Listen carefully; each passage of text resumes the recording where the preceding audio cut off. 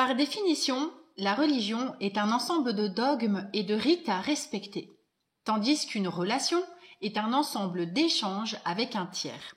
Pour la développer, il nous faut du temps, de la confiance et la liberté de parler à cœur ouvert. C'est la raison pour laquelle je suis restée agnostique pendant longtemps. Je ne voulais surtout pas devenir comme tous ces gens qui semblent étroits d'esprit et complètement endoctrinés par leur religion. Je ne voulais être ni jugée, ni privée de ma liberté. Quand on pense à religion, on a tendance à penser à contrainte, privation, tristesse, culpabilité, guerre. Et pourtant, quand on lit la Bible, elle définit Jésus comme celui qui donne la liberté, l'abondance, la joie, la délivrance, la paix. Ces termes sont totalement opposés entre eux. Depuis la nuit des temps, les hommes n'ont jamais pu s'empêcher de chercher à dominer leur prochain. L'avidité et l'orgueil, même des plus hauts religieux, les a toujours gouvernés, et le monde a reçu une mauvaise image du Dieu de la Bible et de ses commandements. Au nom de la religion chrétienne, les hommes ont commis les crimes les plus terribles. L'esclavage, les croisades, l'inquisition, la chasse aux sorcières, le colonialisme, la pédophilie. Aucun verset dans la Bible ne justifie cela.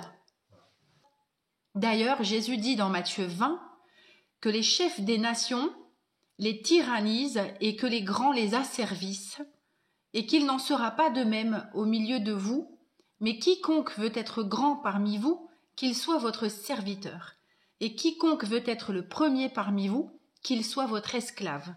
C'est ainsi que le Fils de l'homme est venu, non pour être servi, mais pour servir et pour donner sa vie comme la rançon de plusieurs. Il y a une très nette différence entre les actes des hommes et ceux de Jésus. C'est le jour et la nuit. La Bible le décrit comme ceci. Il apporte de bonnes nouvelles aux malheureux. Il guérit ceux qui ont le cœur brisé. Il libère les opprimés. Il délivre ceux qui sont dans des prisons intérieures. Il console les affligés.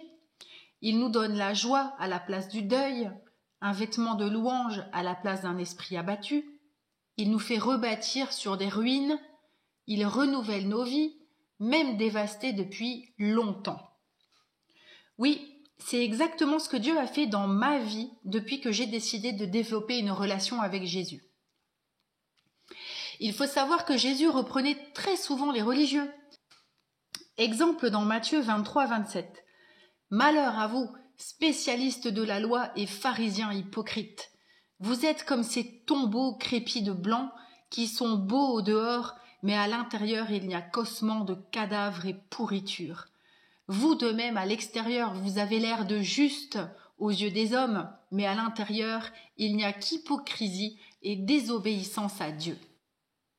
Il y a beaucoup d'autres exemples dans la Bible, mais ce n'est pas le sujet central.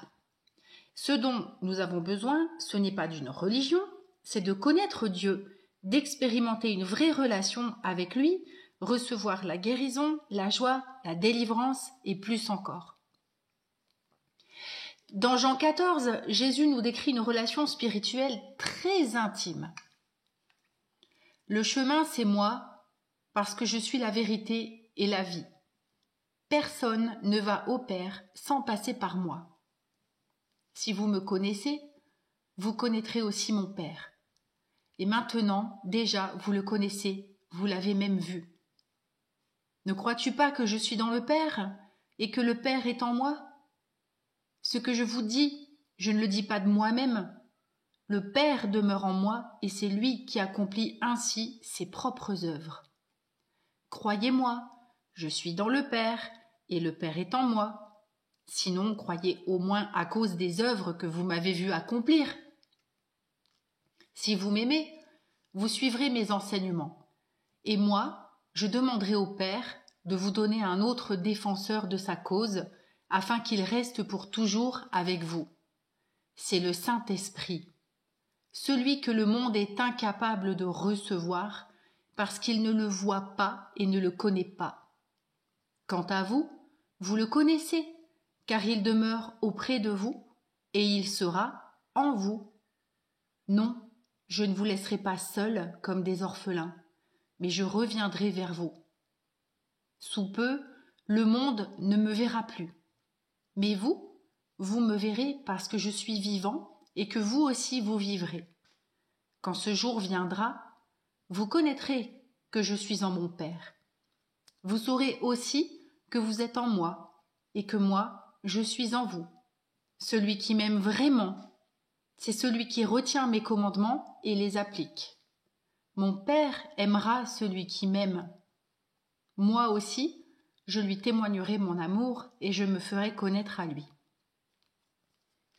C'est une véritable communion spirituelle que Jésus nous propose. Quand on prend le risque de croire et qu'on accepte Jésus, son esprit vient en nous et on découvre qu'il est vraiment possible de connaître Dieu dès aujourd'hui. Il n'attend que ça.